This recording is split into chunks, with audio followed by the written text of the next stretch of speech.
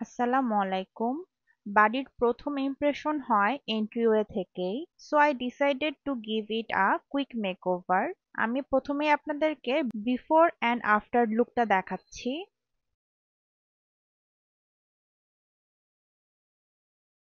আমার বাসায় যখন ক্যাবিনেটের কাজ করিয়েছিলাম তখন গেটের সামনে এই শু র্যাকটা বানিয়ে নিয়েছিলাম।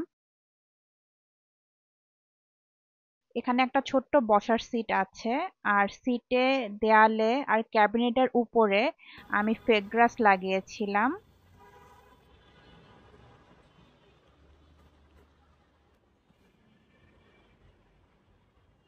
আর এক্সট্রা 4টা থাক দিয়েছিলাম যাতে গাছ রাখা যায়। তো এতদিন এখানে গাছ ছিল, কিন্তু ভালো মতো আমি গুছিয়ে রাখি নাই। প্রথমে আমি যে 4টা থাক দিয়েছি ওই থাকগুলা মুছে গাছ দিয়ে দিব। আসলে যারা আমাকে জানেন প্রথম থেকে, আপনারা সবাই জানেন আমি কিন্তু একজন গাছ পাগল মানুষ। গাছের প্রতি আমার এক আলাদা ভালোবাসা আছে।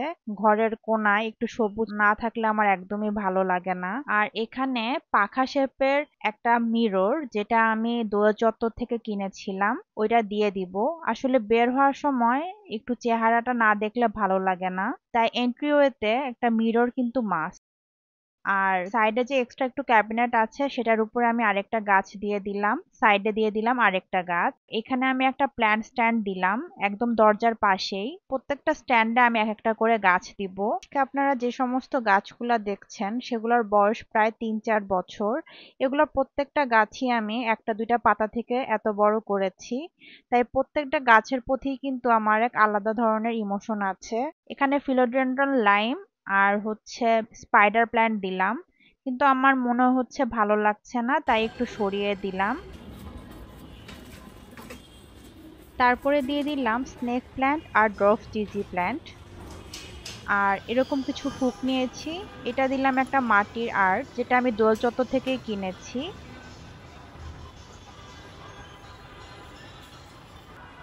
আর এই হ্যাঙ্গিং চাইমটা কিনেছি আমি দারাজ থেকে। যদিও যখন কিনেছিলাম সাইডে একটু ভাঙা ছিল, ওটাও আমি একটা হুক দিয়ে ঝুলিয়ে দিলাম। এই ফ্লোর ম্যাটটা কিনেছি আমি মিস্টার ডিআইওয়াই থেকে।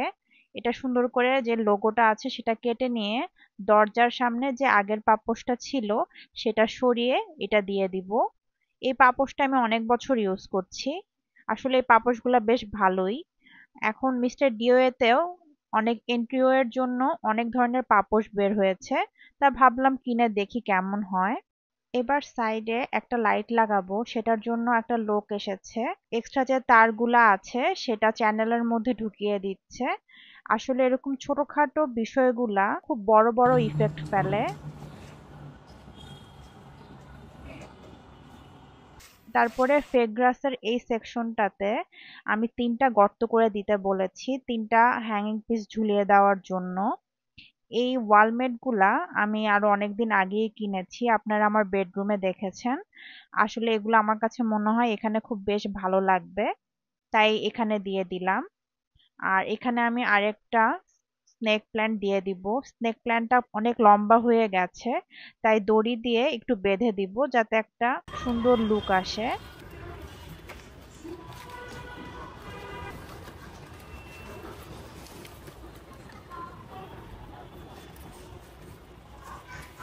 বসার সিটে একটা কুশন বালিশ দিয়ে দিব। কুশন বালিশটা আমি ইয়েলো একটা কভার দিয়েছি, এটা আমি নিউ মার্কেট থেকে কিনেছিলাম। আর সবার লাস্টে দিয়ে দিব একটা নেম প্লেট। নেম প্লেটটা কিনেছি আমি উড প্রিন্ট পেজ থেকে।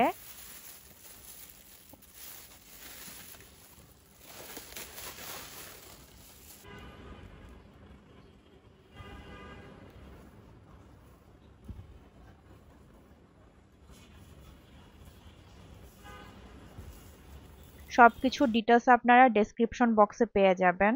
এবার আমি দরজায় একটা অ্যাডহেসিভ হুক দিয়ে আমি দরজায় লাগিয়ে দিব।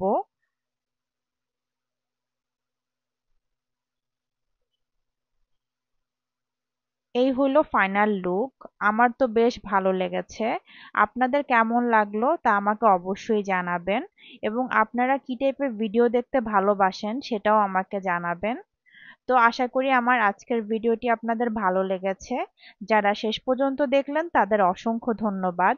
ইনশাল্লাহ সামনের বৃহস্পতিবার নিয়ে আসবো আপনাদের জন্য নতুন কোনো ভিডিও। সেই পর্যন্ত সবাই ভালো থাকবেন। আল্লাহ হাফেজ।